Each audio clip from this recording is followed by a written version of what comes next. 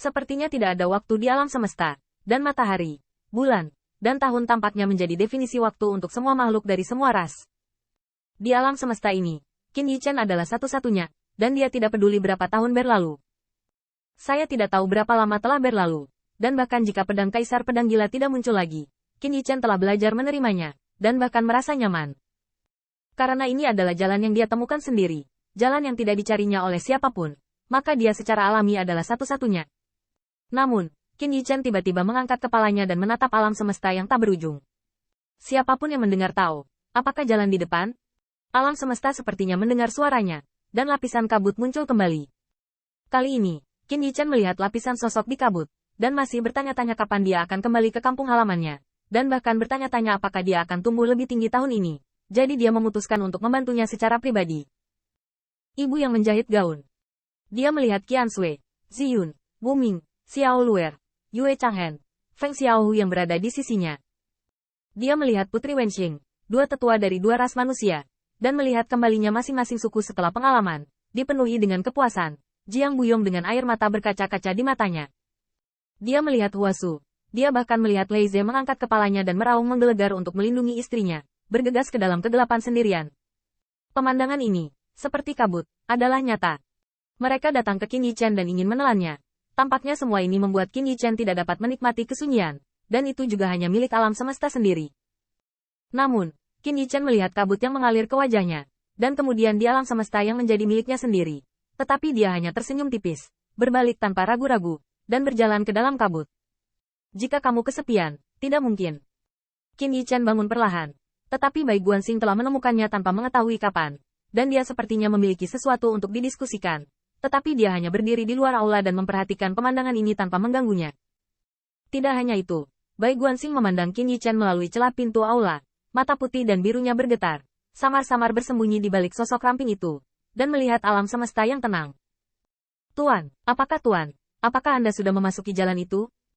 Pada saat ini, Qin Yichen perlahan membuka matanya, seolah-olah mereka telah pergi seumur hidup, tetapi seolah-olah mereka baru saja bermimpi, bahkan lebih baik aula umum di depannya itu nyata.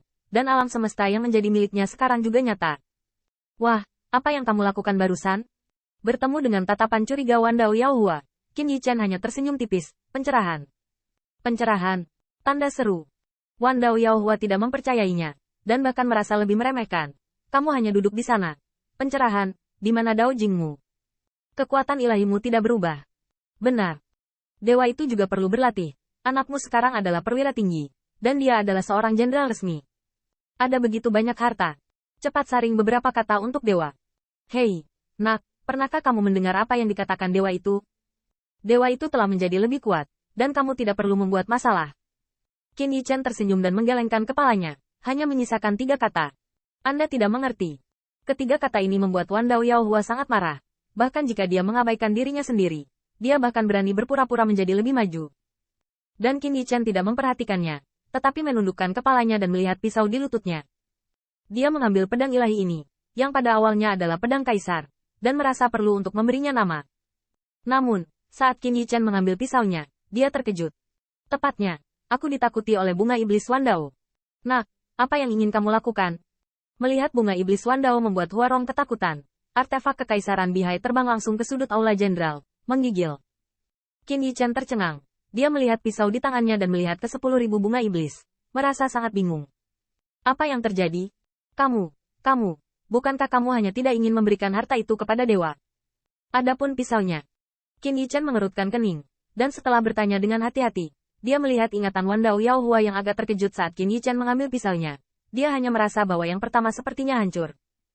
Dia tidak bisa membayangkan kekuatan pisau itu, dan bahkan mengklaim bahwa sulit baginya untuk menembus batas pisau ini. Dia tidak punya pilihan selain memotongnya dengan satu pisau, dan itu adalah serangan kosmik. Wah, pisau macam apa ini? Tanda seru. Meskipun Qin Yichen telah memulihkan ketenangannya, dia bahkan tidak tahu segalanya sekarang. Tetapi samar-samar merasa bahwa saat dia memegang pisaunya, tampaknya lapisan kabut telah terguncang. Tampaknya juga segala sesuatu di dunia menolaknya dan tidak sesuai dengannya. Tetapi itu hanya sesaat, dan menghilang tanpa pemahaman Qin Yichen yang cermat.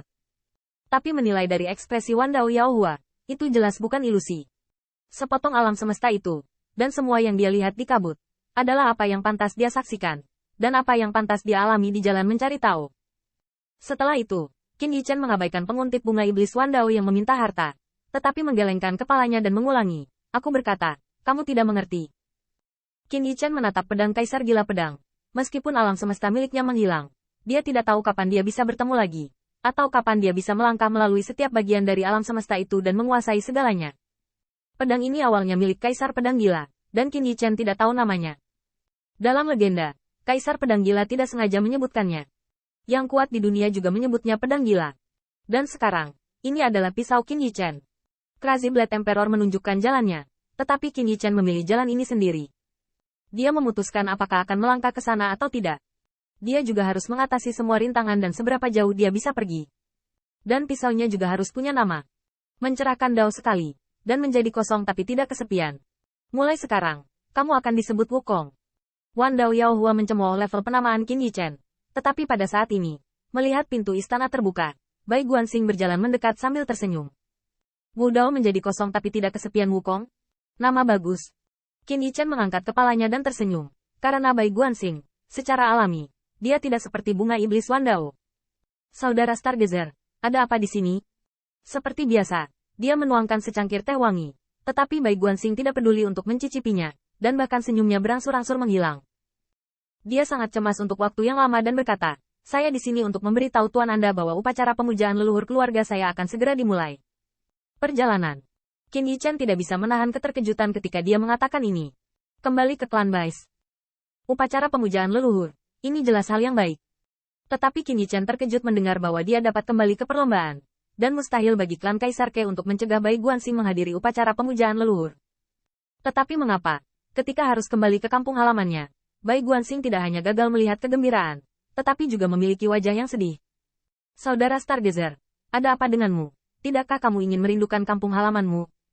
Ya, tentu saja. Bai Guanxing membuka mulutnya dan ingin mengajukan pertanyaan retoris. Bukankah sang suami mau? Tetapi Bai Guanxing tidak mengatakan apapun pada akhirnya. Tetapi pikiran Qin Yichen juga muncul. Kabut yang menghilang jelas. Kampung halaman, kata yang indah.